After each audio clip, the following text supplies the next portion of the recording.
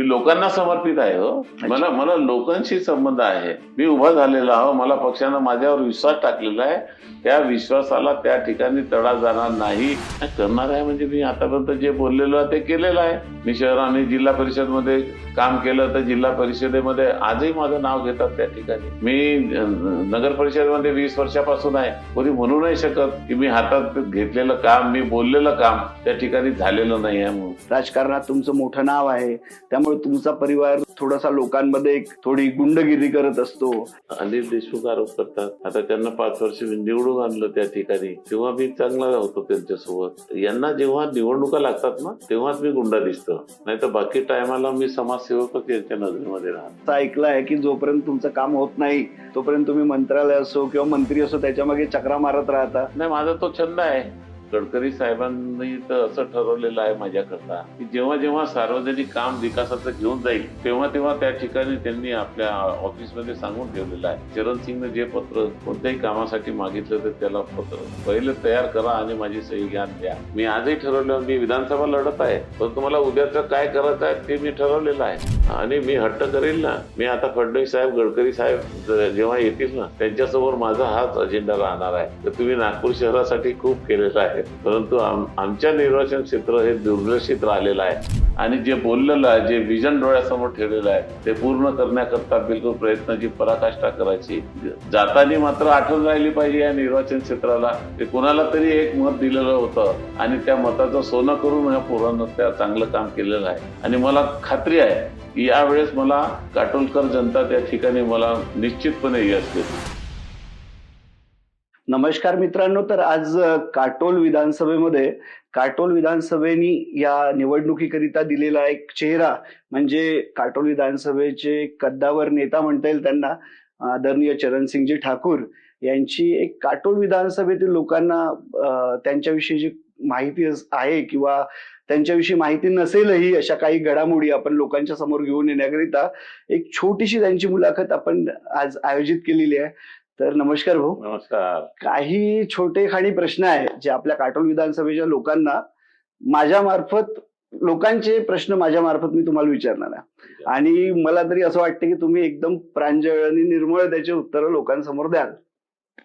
सगळ्यात पहिले तर असं विचारतो की तुम्ही ह्या राजकीय जीवनात आले कसे? कारण माझ्या ऐकिवानुसार किंवा मी क्षेत्रातल्या लोकांच्या ऐकिवानुसार मला हे माहित आहे की एकदम सर्वसामान्य कुटुंबातून ठाकूर परिवार काटोलात होतं आणि त्यानंतर त्यांनी आपली प्रगती केली.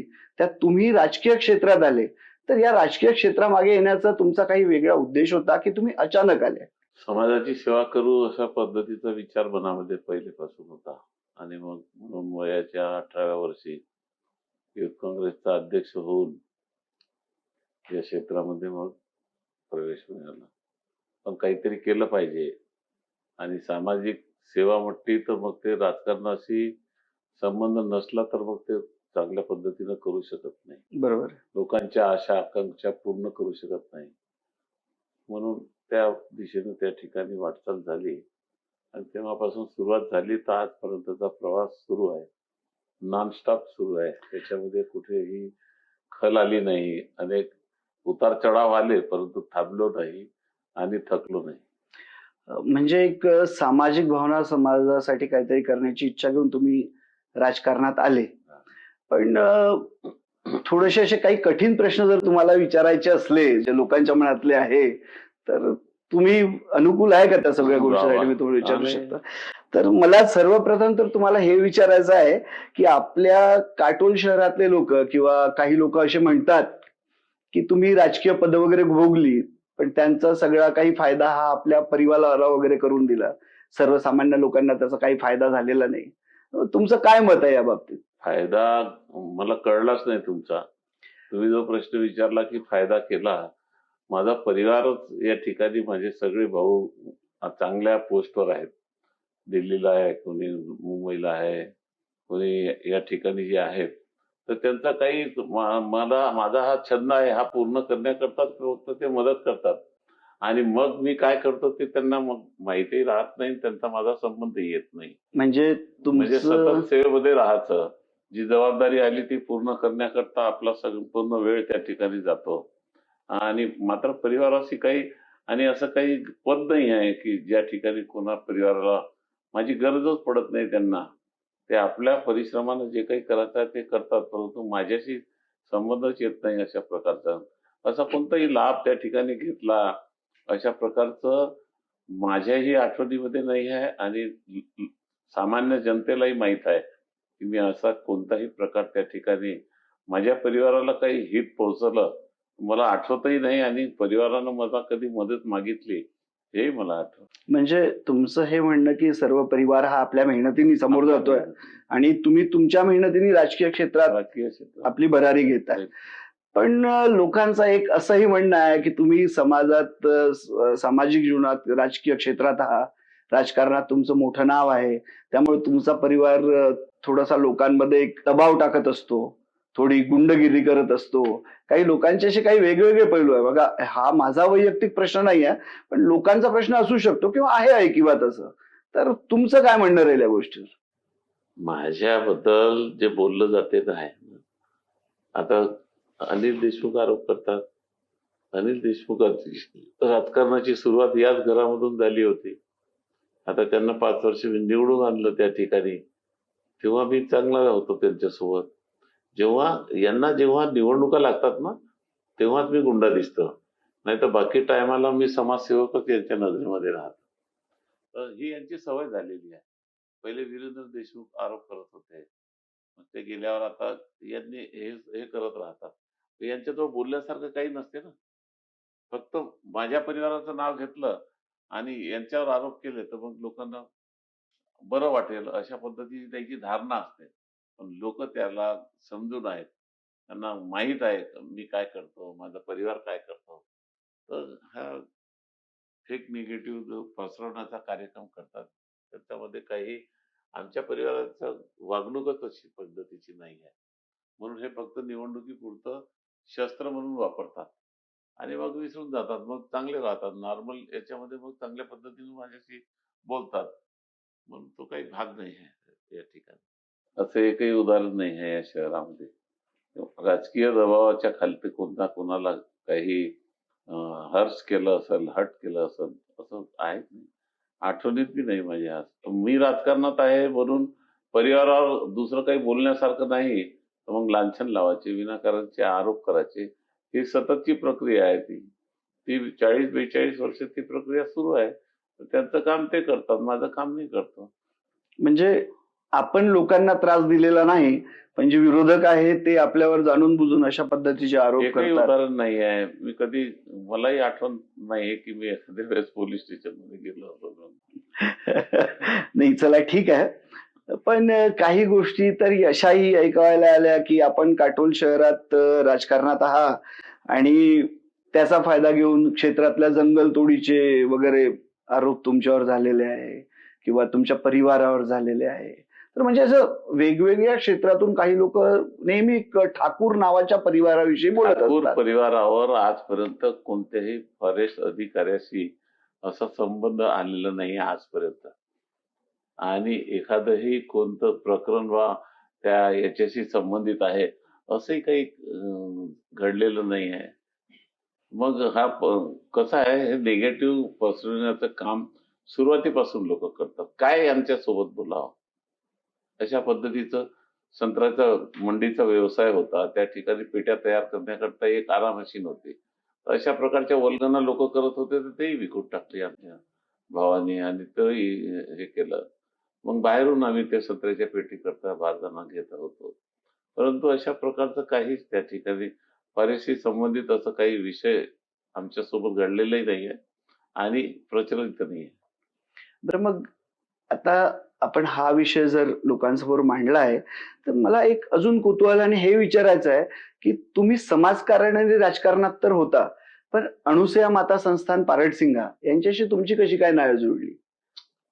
मी त्या भागामध्ये 1992 मध्ये जिल्हा परिषदचा सदस्य झालो आणि सदस्य झाल्यानंतर ग्रामीण भागामध्ये जेव्हा मी पाहिलं की हे संस्थान मातेच्या त्या ठिकाणी पुष्कळशी मंडळी सगळी त्या ठिकाणी येतात, दर्शन करतात, परंतु व्यवस्था त्या ठिकाणी नव्हती.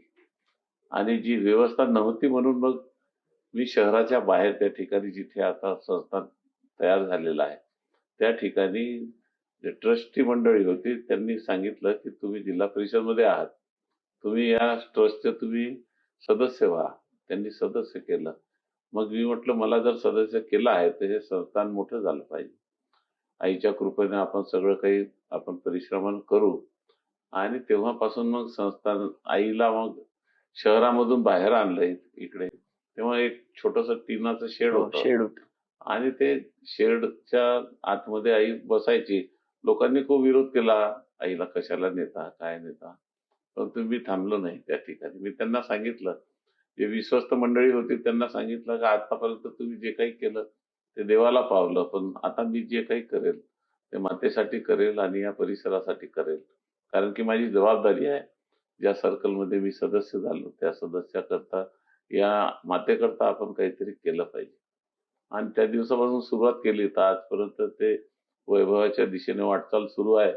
हजारो तीर्थयात्री त्या ठिकाणी येतात, आनंद घेतात आणि मातेच्या चरणी आपली प्रार्थना करून आशीर्वाद घेतात. तर ही सतत प्रक्रिया. आणि मला कधी असं वाटलं नाही की कुठे एखाद्या कामामध्ये मला तिथे अडचण आली. ज्या ज्या ठिकाणी गेलो माननीय गडकरी साहेब मला खूप मदत करतात आणि त्यांच्या प्रेरणेनं खूप मी केंद्र सरकारच्या, राज्य सरकारच्या योजनेतून खूप निधी आणत गेलो. आताही ती प्रक्रिया सुरू आहे आणि पुढेही अविरत जोपर्यंत आहे तोपर्यंत सुरू राहणार म्हणजे अनुसया मातेचा आशीर्वाद तुमच्या पाठीमागे आहे. आहे. जो काही आहे त्याच्या आशीर्वादाच्या भरोश्यावर चाललेला आहे. पण मला अपयश येत नाही कामामध्ये. जे काम हाती घेईल त्या कामामध्ये मला यश येते. कारण की त्याच्यामध्ये माझं स्वतःचं हित राहत. तर सती अनुसया मातेचा आशीर्वाद तर तुमच्या मागे आहेच, तुमच्या म्हणण्याप्रमाणे. हा मातेचा आशीर्वाद घेऊन तुम्ही ग्रामीण भागातही काम केलं आणि शहरी भागातही तुम्ही काम केलं. नगर परिषदही सांभाळली, ग्रामीण भागही सांभाळला. तर दोन्ही भागांमध्ये काम करताना तुम्हाला काय अनुभवायला आलं आणि त्यामध्ये काय बदल असायला पाहिजे त्या लोकांच्या जीवनमानात असं तुम्हाला वाटतं? आणि ग्रामीण भागामध्ये कसं आहे की मर्यादित त्या ठिकाणी निधीचं आपल्याला मदत होत होती. परंतु मी संकल्प केला होता की ज्या क्षेत्रामध्ये आपण आहोत त्या क्षेत्रात आपण डेव्हलपमेंट केलं पाहिजे, पाण्याच्या सोयी केल्या पाहिजे, बंधारे बांधले पाहिजे त्या भागामध्ये. चांगल्या पद्धतीने लोकांना राहणीमानाकरता जो काही निधी आहे ग्रामीण विकास मंत्रालयाचा तो चांगल्या पद्धतीने त्या ठिकाणी आणला पाहिजे. एकदा तर माझ्यावर असा प्रसंग आला होता की आमच्या इथे भाजीपाली म्हणून एक गाव आहे माझ्या सर्कलमध्ये होतं. त्या गावाला कोणत्याच निधीमध्ये लोकसंख्या कमी असल्यामुळे कोणत्याच निधीमधून पैसे मिळत नव्हते. तर मला माहित होतं की महाराष्ट्र राज्याचे राज्यपाल ज्या ठिकाणी अधिवेशनाच्या काळामध्ये वर्षभरामध्ये एकदा दौऱ्यावर जातात तर त्यांच्या दौऱ्याच्या वेळेस 25 लक्ष रुपये 30 लक्ष रुपये खर्च करण्याचे त्या ठिकाणी व्यवस्था असते आणि त्याच्यासाठी कोणत्याही प्रकारची अडवणूक शासकीय याच्यामध्ये नसते. तेव्हा मी माझ्या इथे मुख्य कार्यपालन अधिकारी होते जिल्हा परिषदला. ते त्यांचे OSD म्हणून त्या ठिकाणी गव्हर्नर ऑफिसमध्ये होते. मी त्यांच्याकडे गेलो. म्हणजे म्हटलं तर अशी अशी गोष्ट आहे, तुम्ही एक काम करा, माझ्या इथे अधिवेशन आहे. PC अलेक्झांडर साहेब तेव्हा राज्यपाल होते, त्यांचा दौरा तुम्ही माझ्याकडे लावून द्या आणि ते नाही आले तर मला चालते, परंतु त्या गावाला भाजीपाला गावाला कारनी जाणार आहे अशा पद्धतीनं तुम्ही तो दौरा तुम्ही लावून द्या. अच्छा. तर त्यांनी एका मिनिटामध्ये मला पत्र टाईप केलं आणि मला दिलं आणि इकडे आयुक्तांना कळवून दिलं त्यांनी. आयुक्तांनी कळवलं तेव्हा मी जिल्हा परिषद सदस्य होतो. तर त्या ठिकाणी मग आयुक्तांचा मला फोन आला की तुमच्या इथे 24 तारखेला राज्यपाल येऊन राहिलेले आहे आणि ही व्यवस्था करावी लागते, तिथं रोड करावं लागते. तर त्या ठिकाणी मी ज्या रस्त्याकरता 10 फुटाचा रस्ता मागत होतो जिल्हा परिषदला, त्या ठिकाणी गव्हर्नर येऊन राहिले म्हणून 60 फुटाचा रस्ता त्या ठिकाणी त्यावेळेस तयार झाला आणि तो 13 दिवसामध्ये त्या ठिकाणी अधिकाऱ्यांनी तयार केला. 1.5 किलोमीटर रस्ता आजही तो त्या ठिकाणी हयात आहे. आणि मग हा रस्ता 14 दिवसामध्ये पूर्ण झाल्यानंतर मग मी पुन्हा मुंबईला गेलो आणि त्यांना सांगितलं की आता माझं काम झालेलं आहे, गव्हर्नर नाही येत म्हणून आपण त्या ठिकाणी प्रेसमध्ये आपली नोट पाठवून द्या. तेव्हा मग तो रस्ता तयार झाला. मी त्याचं उद्घाटनही केलं आणि त्या गावाला ती सोय झाली त्या ठिकाणी. आणि मग तो गव्हर्नर येत नाही म्हणून त्याच्यावर माझं त्या ठिकाणी काम झालं आणि ते 25 लक्ष रुपये त्या ठिकाणी खर्च होऊन त्या गावाला चांगल्या प्रकारची सुविधा निर्माण झाली. तर असा असा प्रसंग माझ्यावर येत राहिला. ग्रामीण भागामध्ये पण ती वेगळी व्यवस्था त्या ठिकाणी होती. पण मला काम करण्याची खूप हौस होती आणि मातेच्या मंदिरामध्ये मला रस्ते करायचे होते त्यावेळेस.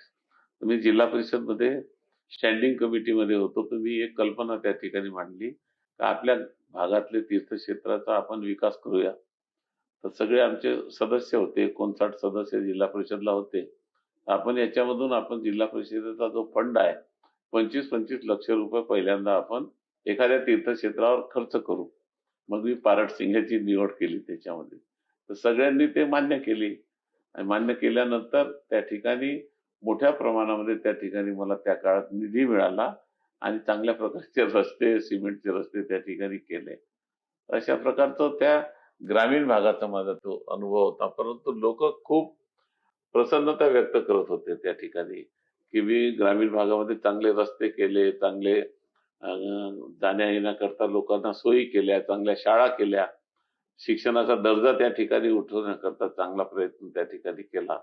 अशा प्रकारचं मी काम करत राहिलो. मग 2002 मध्ये जेव्हा मी नागरी क्षेत्रामध्ये आलो, इथे जनतेमधून नगराध्यक्षाची निवड त्या ठिकाणी करायची होती.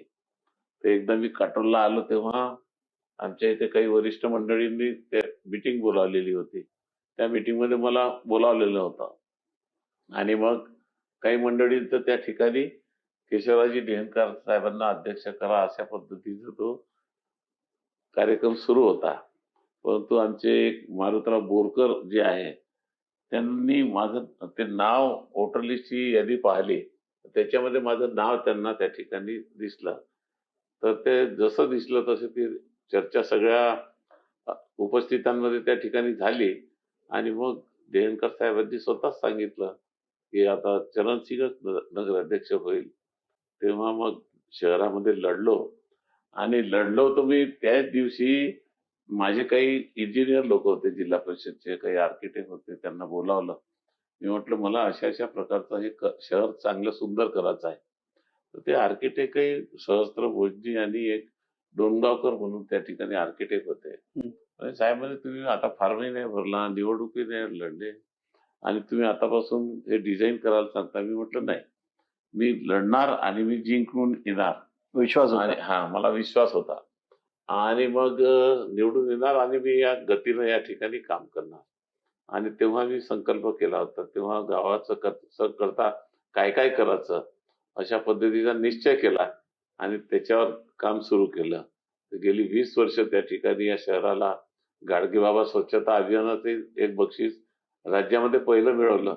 खूप छान. आणि आता 2018 मध्ये देश पातळीवर त्या ठिकाणी मोदीजींनी जे भारत स्वच्छता अभियानाचा कार्यक्रम चालवला होता त्यामध्ये देशामध्ये 3रा क्रमांक त्या ठिकाणी मिळवला. त्यामध्ये 20 कोटीचं बक्षीस काटोल शहराला मिळालं. हे जे तुम्ही राजकीय क्षेत्रात निवडून यायच्या अगोदर सुद्धा काही प्लॅनिंग वगैरे करत आहे, म्हणजे जी जिद्द तुमची आहे हे लहानपणापासूनच जिद्द आहे की राजकीय क्षेत्रात आल्यावर? मी आजही ठरवलेलं आहे. आपल्याला सांगतो मी आजही ठरवलं. मी विधानसभा लढत आहे पण तुम्हाला उद्याचं काय करायचं आहे ते मी ठरवलेलं आहे. आजपासून सगळे प्लॅनिंग डोक्यात आहे. युवक बेरोजगार राहणार नाही, त्या ठिकाणी फिरता राहणार नाही. त्याच्याकरता मला काय काय करायचं हे मला चांगल्या पद्धतीनं माहिती आहे. आता सरळ आपण मग ह्या वेळेसच्या राजकीय घडामोडींवर येऊ. आता पुढचा प्रश्न असा आहे माझा की यावेळी आता ही जी निवडणूक लागली ही तुमच्यासाठी एक उमेदवार म्हणून उभं राहायला थोडं कठीणच हे होतं, कारण भरपूरशा कद्दावर लोक आपल्या क्षेत्रातून या भारतीय जनता पक्षाकडनं निवडणूक लढण्यासाठी इच्छुक होते. त्यानंतर तुमचं पण नाव होतं, त्यानंतर नाही म्हणता येणार सोबतच नाव होतं. तर त्यावेळी तुमच्या मनात काय होतं, जर का आपल्याला नाही मिळाली इथली सीट तर आपण काय करायचं? नाही, असं नव्हतं माझ्या मनामध्ये. मागच्याही वेळेस मी पक्षाला उमेदवारी मागितलेली नव्हती, परंतु पक्षाने माझं काम पाहिलं होतं आणि त्यामुळे मला त्या ठिकाणी उमेदवारी, परंतु ती 10 दिवसाच्या फरकाने दिलेली होती. खूप कमी अंतर आणि होतं. थोडंसं जिल्ह्यामध्ये तिकीट वाटपाच्या वेळेस काहीतरी आमचे बावनकुळे साहेब आहेत, त्यांना उमेदवारी नाही मिळाली होती. थोडस लोकांमध्ये नर्वसनेस पण होता, म्हणून थोड्याशा मतांत त्या ठिकाणी मी हरलो होतो. परंतु मी त्या 10 दिवसामध्ये संपूर्ण निर्वाचन क्षेत्र फिरून लोकांना विश्वास होता की हा पोरगा काहीतरी आपल्या क्षेत्रासाठी करेल. आणि मग जेव्हा निकाल लागला तेव्हा मला असं वाटलं, थोड्याशा मतानं पडलो, परंतु आपण पडलो नाही, आपण हरलो नाही. कारण की लोकांनी जे प्रेम केलेलं आहे त्यांना उपेक्षित ठेवू शकत नाही, म्हणून मी सतत कामात राहिलो त्या ठिकाणी हो आणि 2000 काम करत राहिलो. लोकांसोबत संपर्क करत राहिलो, ग्रामीण भागामध्ये फिरत राहिलो. आणि देवेंद्र फडणवीस साहेबांनी DPTC वर मला घेतलं. 200-250 कोटी रुपये या क्षेत्रामध्ये आणण्याचा सगळा कार्यक्रम मी त्या ठिकाणी केला आणि प्रत्येक गावाशी माझा संबंध आला. बरोबर. आणि मग पुन्हा पक्षानं माझ्यावर विश्वास टाकला आणि मला त्या ठिकाणी आता उमेदवारी मिळाली. परंतु मी आता त्याचं सोनं करेल हा निश्चय मी त्या ठिकाणी नाही, तुम्ही केला. सोनं केलं. आम्हाला आठवतं 2014 सुद्धा जेव्हा भारतीय जनता पक्षाची सीट इथनं निवडून आली, तेव्हा त्या सीट निवडून येण्यातही तुमचं खूप मोठं योगदान आहे. हा, मला गडकरी साहेबांनी सांगितलं होतं आशिष भाऊंना निवडून आणा. मी म्हटलं ठीक आहे साहेब, कारण की मी गडकरी साहेबांचं त्यांनी दिलेला शब्द तो त्या ठिकाणी मी कधी त्या ठिकाणी त्याला हे करू बरोबर. शकत नाही. त्यांनी दिला तो माझ्याकरता आदेश आहे आणि त्याला पालन करणं माझं काम. आणि मागच्या पंचवार्षिकला पडल्यानंतरही तुम्ही अविरत बिलकुल भारतीय जनता पक्षाचं काम करत बिलकुल राहिले. एकही दिवस त्यावेळी तुम्हाला असं नाही वाटलं का की पुढे चालून मला जर सीट नाही मिळाली तर मी केलेलं काम व्यर्थ नाही, जाऊ शकतं? पक्षाचं काम करायचं. अच्छा, म्हणजे पक्षाचं आपण ध्येयनिष्ठेने पक्षाचं काम करायचं. बिलकुल बिलकुल मी सांगितलं होतं. मी सगळ्या आणि नुक्कड सभा घेत होतो, त्याच्यामध्ये सांगत होतो की बिलकुल पक्षानं दिली तरी ठीक, नाही दिली तरी पक्षाचं काम करू. जो उमेदवार येईल त्याच्यासाठी चांगलं काम करू आणि जिंकून आणू. भारतीय जनता पार्टीचा आमदार यावेळेस या भागातून निवडूनच आला पाहिजे, अशा प्रकारचं कार्यक्रम प्रत्येक कार्यकर्त्यापर्यंत आम्ही याचं परिश्रम घेतलेला होता. मग मधातून सोडून बेईमानी करणं बरोबर आहे. हे माझ्या मनाला न पटण्यासारखं. मग आता जर का भारतीय जनता पक्षाकडनं तुम्हाला सीट मिळाली आहे आणि लोकांनी जर कौल तुम्हाला दिला आणि तुम्ही ह्या क्षेत्राचे आमदार झाले, तर या क्षेत्रात मूलभूत काय सुधारणा व्हायला पाहिजे असं तुम्हाला सगळं खूप समस्या आहे, खूप समस्या आहे. शेतकरीसाठी खूप करण्यासारखं आहे. बंधाऱ्याच्या आमच्या इथे 2-3 डॅम आहे. त्या डॅमचं पाणी कॅनलनं जाते. ते कॅनलनं न जाता त्या ठिकाणी केंद्र सरकारच्या मार्फत मागच्या वेळेस माननीय गडकरी साहेबांकडे हे खातं होतं आणि तेव्हा दिवे म्हणून त्यांच्याकडे OSD होते. त्यांच्या माध्यमातून मी एक प्रकल्प तयार केला होता की या दोन्ही प्रकल्पाचं पाणी पाईपलाईनच्या द्वारे प्रत्येकाच्या शेतामध्ये गेलं पाहिजे. तर मग ते आता जितकं जाऊन राहिलं ते त्याच्यात 4 पटीनं पाणी शेतकऱ्यांना त्या ठिकाणी मिळू शकते. तर त्या प्रकल्पावर सगळ्यात पहिले काम करायचं आहे आणि तो प्रकल्प जर झाला तर 3 पटीनं पाणी शेतकऱ्यांना सिंचनाकरता त्या ठिकाणी उपलब्ध होणार आहे. मग आमचे डॅम आहे, डॅम मध्ये खूप गाळ आहे, ते गाळ काढले पाहिजे. चांगल्या पद्धतीने त्यांना मोठा करता येते का, तर मग वरिष्ठांकडून त्या ठिकाणी बरोबर त्या ठिकाणी त्याची तपासणी करून, पाहणी करून, त्याचा सर्वे करून त्यावर काही आपलं मोठं काम करता येते का. काही चांगले मोठे मोठे बंधारे आहेत, नदी मोठ्या आहेत आपल्या भागामध्ये, त्या नद्यांवर मोठे बंधारे बांधून शेतीला पाणी आपण जास्त प्रमाणामध्ये देऊ शकतो का, असा एक विचार शेतकऱ्यासाठी आहे. आणि शेतकरी खूप अडचणीत आहे. शेतकऱ्याला किती सरकारनं दिलं तरी त्याचं भागू शकत नाही असं माझं मत आहे. परंतु शेतीमालावर प्रक्रिया करणारे उद्योग जर आपण आणू शकलो केंद्राच्या माध्यमातून, राज्याच्या माध्यमातून, तर माझ्या भागातला शेतकरी सुखी होऊ शकतो. त्याच्याकरता प्रथम प्राधान्यानं काम करायचं आहे. दुसरं, बेरोजगार युवक माझा त्या ठिकाणी आहे, तर याच्यावर एखादं टेक्सटाईल पार्क त्या ठिकाणी, म्हणजे कापसापासून डायरेक्ट त्या ठिकाणी रेडीमेड गार्मेंट तयार करण्याचा एका मोठा प्रकल्प. आता मला काल निरोप मिळालेला आहे की माननीय अमित शहा साहेब देशाचे सहकार मंत्री आहे, ते या भागामध्ये येणार आहे, म्हणजे माझ्या प्रचाराकरता मला आशीर्वाद देण्याकरता. मी त्यांच्यासमोर ही प्रथम प्राधान्यानं मागणी ठेवणार आहे. म्हणजे प्रचाराच्या वेळी तुम्ही क्षेत्रासाठी मागणारच आहे. मी त्यांना हट्टानं म्हणणार आहे की मी तुमच्याकडे येऊन बसणार आणि मला एक टेक्सटाईल पार्क तुम्ही या ठिकाणी दिला तर मला तो शेतकऱ्यासाठी एक मोठा आधार होणार आहे. मग सिंचनाच्या सोयी करता बी आपण आता सांगितलं तुम्हाला. म्हणजे मी ऍक्च्युअली तुम्हाला टोकतो मध्ये मी असं ऐकलं आहे की जोपर्यंत तुमचं काम होत नाही तोपर्यंत तुम्ही मंत्रालय असो किंवा मंत्री असो त्याच्या मागे चक्रा मारत राहता. नाही, माझा तो छंद आहे. हा. माझं 40 वर्ष तोच काम आहे. मी जे काम हाती घेतलं ते मी केल्याशिवाय आराम. तुम्ही एवढं फिरल्यावर लोक तुम्हाला रिस्पॉन्स देतात ते मोठ्या हा. पदावर असले तरी. हा, त्याच्यामध्ये माझा स्वार्थ नसतो म्हणून ते चांगल्या पद्धतीनं रिस्पॉन्स देतात. गडकरी साहेबांनी तर असं ठरवलेलं आहे माझ्याकरता की जेव्हा जेव्हा सार्वजनिक काम विकासाचं घेऊन जाईल तेव्हा तेव्हा त्या ठिकाणी त्यांनी आपल्या ऑफिसमध्ये सांगून ठेवलेलं आहे. चरण सिंगने जे पत्र कोणत्याही कामासाठी मागितलं तर त्याला पत्र पहिले तयार करा आणि माझी सही घ्या आणि द्या. तर अशा प्रकारची माझी प्रतिमा त्यांच्या नजरेमध्ये त्या ठिकाणी आहे. हा पोरगा काम करता आहे म्हणून त्यांचा विश्वास माझ्यावर खूप आहे.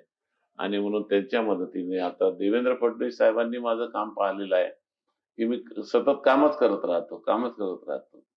तर त्याच्यामुळे त्यांनाही खूप असं वाटते याला आपण सहकार्य केलं पाहिजे. हा क्षेत्रासाठी काम करतो, याला मदत केली पाहिजे. तर लोकांना तुम्ही जास्त जवळ करत नाही, त्यांना थोडं दूर हे करता. कोणी प्रश्न घेऊन आले तरी त्यांना त्यांच्याशी तुम्ही योग्य बोलत नाही, असा तुमच्यावर एक डाग आहे, एक प्रश्न लोक उचलतात. नाही, हा चुकीचा आहे. हे विरोधक अशा पद्धतीनं प्रचार करण्याचा प्रयत्न करतात, परंतु तसं नाही आहे. माझ्याजवळ काम घेऊन आलं तर माझं छंद राहते. त्याचं काम केल्याशिवाय आरामात राहतात. मग कोणत्याही स्तरावर त्याचं काम त्या ठिकाणी कोणालाही बोलायचं असलं तर त्या ठिकाणी त्याचं समाधान झाल्याशिवाय तुम्ही म्हणाले की अशा पद्धतीत तुम्ही रागावता. मी रागावलो असतो तर मग मला सांगा की इतके लोक 20-20 हजार लोक एका कॉलवर येतात फॉर्म भरण्याकरता, मग हे कसे आले असते? बरोबर. हा, म्हणून हे लोक, काही लोक जे राजकीय लोक आहेत ते अशा प्रकारची चर्चा करतात. म्हणजे माझ्यापासून ते दुरावले पाहिजे अशा प्रयत्न त्या ठिकाणी करतात, खोट्या बतावण्या करून. तर हे लोक ऐकत नाही आता. आणि म्हणून 20-20 हजार लोक, 80 हजार लोक मग मला कसं मत देतात जर रागावत असलं तर. मग म्हणजे कोणी वैध काम घेऊन आलं तर बिलकुल त्याचं काम करायचं आणि काम करणं हा माझा धर्म झालेला आहे. म्हणून मी त्याच्यामध्ये त्याला कधी निराश चुकीचं काम घेऊन आलं तर त्याला मग त्या चुकीचं आणतच नाही. आणि चुकीचं राहिलं ते अशा पद्धतीनं हे आपण करतही नाही त्या पद्धतीनं, परंतु त्याचं समाधान झालं पाहिजे हेच माझं काम राहते त्या ठिकाणी. बिलकुल बरोबर. आणि त्याच्यासाठी पाठपुरावा करायचा, त्याला हे करायचं, आणि नाही झालं तर मग वरिष्ठांकडे न्यायचं, पण त्याला समाधान करून द्यायचं. काटोल MIDC ची जी दुरावस्था आहे किंवा नरखेडच्या MIDC ची दुरावस्था आहे, कारण काटोलमध्ये एवढा युवा वर्ग आहे पण त्यांना MIDC योग्य किंवा प्रॉपर नसल्यामुळे एक रोजगार मिळत नाही. तर जर तुम्ही आमदार झाले तर MIDC संदर्भात काय निर्णय घेऊ शकता? MIDC मध्ये उद्योग आणायचे त्या ठिकाणी, आणि मी हट्ट करेल ना. मी आता फडणवीस साहेब, गडकरी साहेब जेव्हा येतील ना त्यांच्यासमोर माझा हाच अजेंडा राहणार आहे. तर तुम्ही नागपूर शहरासाठी खूप केलेलं आहे, परंतु आमच्या निर्वाचन क्षेत्र हे दुर्लक्षित राहिलेलं आहे. तर MIDC मध्ये आमच्याकडे उद्योग आले पाहिजे, कारण की आमच्या इथे रेल्वेची व्यवस्था आहे, सगळ्या व्यवस्था आहे त्या ठिकाणी, आणि रोडवर MIDC आहे त्या ठिकाणी. हा रोडही त्या ठिकाणी नॅशनल हायवे डिक्लेअर करावा अशा प्रकारचा माझा आग्रह राहणार आहे. काटोल, कोंडाळी आणि हा मध्य प्रदेश बॉर्डर पर्यंत जो रस्ता आहे तो त्या ठिकाणी नॅशनल हायवे व्हावा, किंवा CRF मधून त्या ठिकाणी फंड मंजूर करून ह्या रस्त्याचं रुंदीकरण करण्यात यावं अशा पद्धतीचा माझा हट्ट पुढे राहणार आहे. म्हणजे काटोलच्या विकासासाठी तुमचा एजेंडा पहिलेपासून ठरलेला आहे, निवडणूक लागायच्या अगोदरपासून ठरलेला आहे. पहिलेपासूनच आहे. हे पाहून राहिलो मी. गेली 20 वर्ष भटकंती सुरू आहे आमच्या युवकांची, आणि त्यांना कुठंतरी आपण दिलासा देऊ शकलो पाहिजे. कारण मी या क्षेत्रामध्ये जन्माला आलो, तर माझंही काम आहे की काहीतरी याचं पारणं फेडलं पाहिजे, आपण काहीतरी केलं पाहिजे, म्हणून मनामध्ये अशी धडपड सुरू राहते. त्यांनी एवढी सगळी धावपळ करताना एवढ्या राजकीय जीवनात काही अडथळे पण आले असतील तर? नाही, अडथळे आले तर थोड्या वेळासाठी राहतात ते, पण तुम्ही त्याला जुमानत नाही. माझा उद्देश जो आहे तो त्या ठिकाणी माझ्या भागातील सगळ्या बांधवांना आराम कसा मिळेल त्याकरताच करतो. आता आम्ही इथे काटोल शहरामध्ये खूप रस्ते मंजूर करून आणले, काही साहेबांनी त्या ठिकाणी थांबून दिले, 1-2 महिने अडवणूक झाली, मग पुन्हा सुरू झाले. म्हणून काय, त्यांचा अडथळे निर्माण करणाऱ्याची की नाही शक्ती खूप दिवस चालत नाही, परंतु तुम्ही सामाजिक क्षेत्रामध्ये जर काम करत राहिला तर तुम्हाला त्या ठिकाणी यश मिळते. परंतु त्या ठिकाणी थांबण्याचे काहीच गती आपली काही म्हणजे त्या थांबलो नाही तर ठिकाणी अपयश येत नाही आणि मी आपलं. थांबतही नाही. हो. असं विचारावं वाटतंय की आता 2024चं जे विधानसभेचं रणसंग्राम काटोल विधानसभेचा आहे, यामध्ये तुमच्या विरोधात दिग्गज लोक, म्हणजे मागचे जे गृहमंत्री होते त्यांचा मुलगा सलील, हे पण अपोजिशनला, तिकडे याज्ञवल्क्य जिचकार सुद्धा आहे, तिकडे राहुल देशमुख सुद्धा आहे. तर एवढे मोठे अपोनंट्स, हे यांना राजकीय पार्श्वभूमी पण मिळाली आहे तुमच्यापेक्षा जास्त, तर असे असताना सुद्धा जनता तुम्हाला कौल देईल? मी जे उभे आहे त्यांचा माझा विषय नाही आहे. अनिल देशमुख पहिले आमदार होते, त्यांनी 20 वर्ष काही केलं नाही. त्यांचं पुत्र काय करणार आहे असं आहे ना.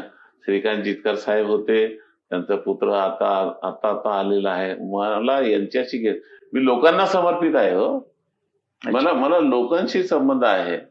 मी उभा झालेला आहो. मला पक्षानं माझ्यावर विश्वास टाकलेला आहे. त्या विश्वासाला त्या ठिकाणी तडा जाणार नाही याकरता माझी त्या ठिकाणी म्हणजे लोकांसाठी केलेल्या कामाच्या, मी लोकांसमोर सांगून राहिलेलं आहे, मी हे करेल, मी हे करणार, हे केलेलं. मला शेतकऱ्याचे पादन रस्ते झाले पाहिजे, शेतकऱ्यांना चांगल्या पद्धतीनं त्या ठिकाणी सुविधा राहिल्या पाहिजे. शेतामध्ये जाण्याकरता त्याचं स्वतःचं धान्य शेतातून आणण्याकरताही अडचणी निर्माण होत असेल तर कशाची लोकशाही आहे? म्हणून त्याच्यावर मी बोलत आहे. मला काही कोण काय बोलते त्यांना ज्याच्याजवळ अजेंडा नाही आहे ते बोलणार आहे, ते शिव्या देणार आहे, ते शिव्या घालणार आहे आणि ऐन प्रकारे त्या ठिकाणी वेगवेगळ्या पद्धतीने त्या ठिकाणी प्रचार करणार. अजेंडा नाही आहे, तुम्ही सांगा ना. त्यांना सांगण्यासारखं काहीच नाही आहे लोकांकरता, परंतु टीका करण्याकरता भरपूर काही त्या ठिकाणी बोलण्याचं. तेच ते गेली 20 वर्ष 25 वर्ष तेच सुरू आहे. म्हणून मी त्याची चिंता नाही करत. पण भाऊ, निवडणूक लागायच्या अगोदर असं सर्व उमेदवार बोलतात आणि निवडणूक झाल्यावर त्यांच्या कामामध्ये फरक दिसतो. तर लोकांनी कसा विश्वास ठेवावा की तुम्ही लोकांसाठी जे बोललं ते नक्कीच करणार आहे? म्हणजे मी आतापर्यंत जे बोललेलो आहे ते केलेलं आहे. मी शहर आणि जिल्हा परिषद मध्ये काम केलं, तर जिल्हा परिषदेमध्ये आजही माझं नाव घेतात त्या ठिकाणी. मी नगर परिषदेमध्ये 20 वर्षापासून आहे.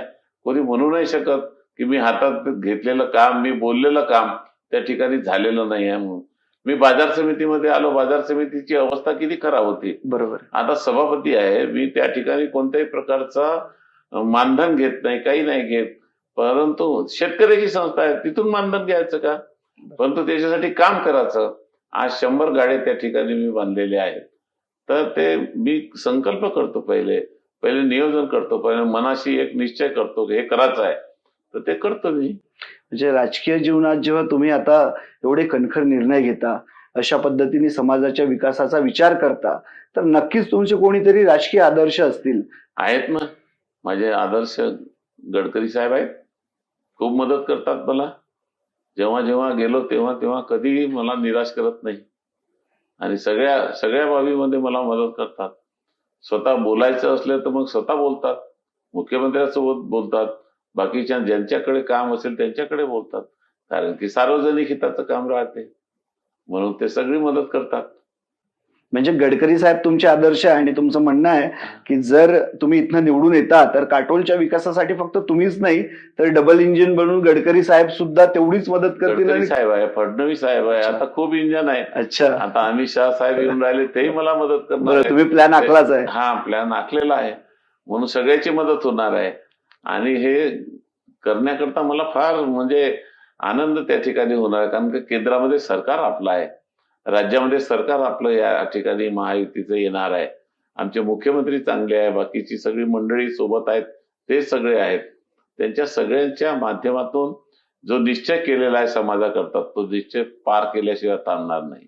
भाऊ, तर एक महत्वाचा प्रश्न ह्या 2024च्या इलेक्शन मध्ये काटोल विधानसभेत असा उठत आहे की तुम्ही अल्पसंख्याक कुटुंब म्हणा किंवा एका परिवारातून तुम्ही येता आणि मग यामध्ये सर्व समावेशक किंवा बाकी समाज तुम्हाला आपलंसं करून येईल का मतदान करतेवेळी? की तुम्ही त्यांच्यासाठी काही तुमचे प्लॅनिंग होते पहिलेपासून किंवा तुम्ही करत आले आजपर्यंत? तुम्ही असा प्रश्न विचारला मला आज की मलाही हसू येते. मी मागच्या निवडणुकीमध्ये उभा होतो, मला 82,000 मतं दिले. मी अल्पसंख्याक कसा आहे?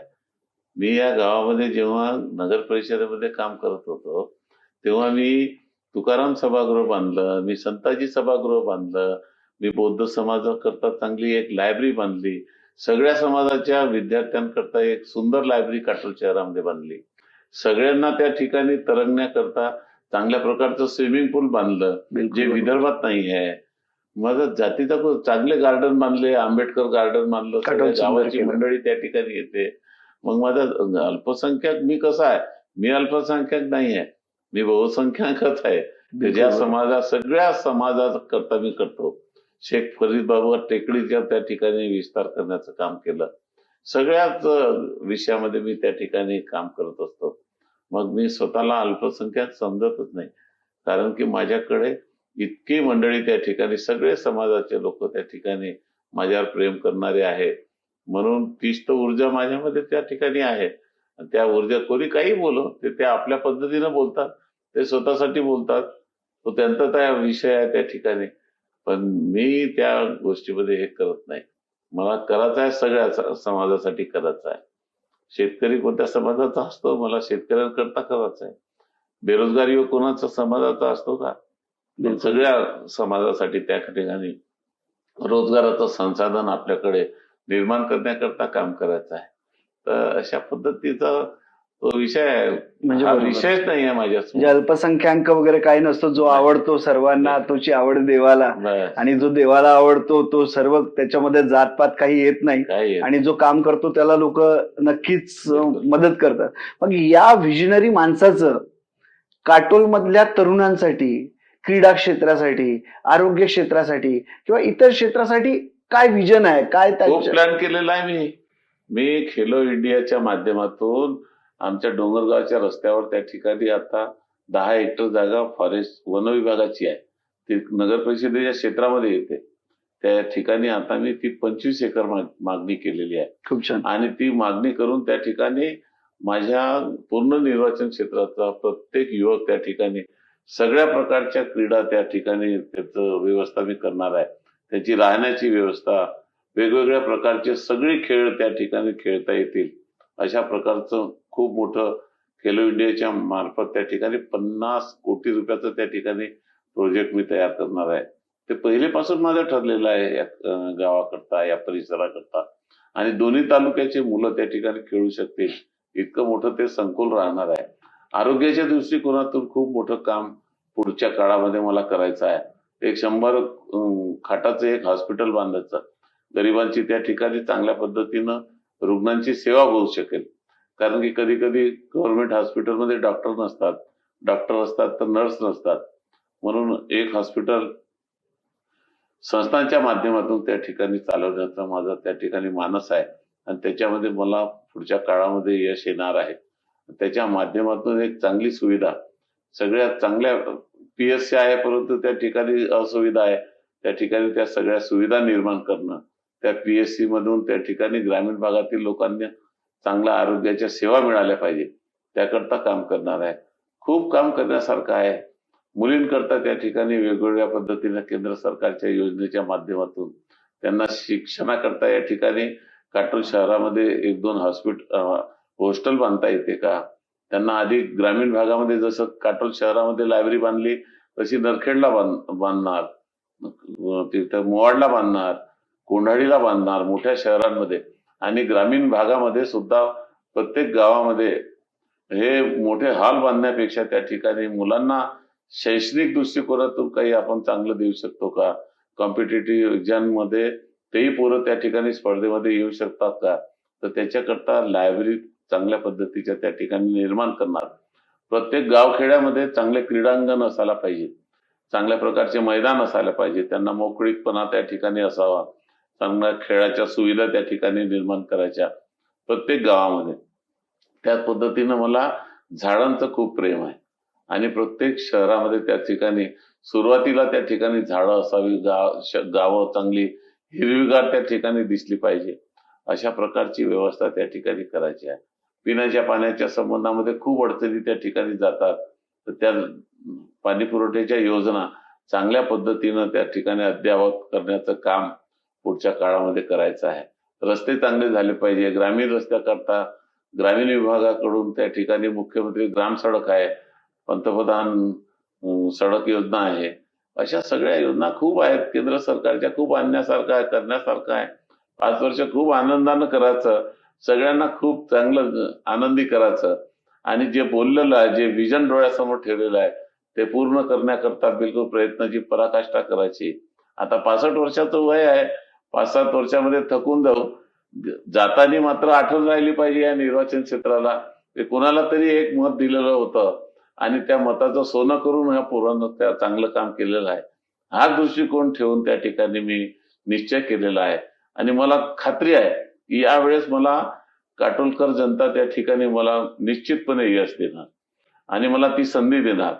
पण मीही त्याच्या पलीकडे जाऊन त्या संधीचं सोनं केल्याशिवाय स्वस्त बसणार नाही, हे तुम्हाला मी या ठिकाणी सांगतो.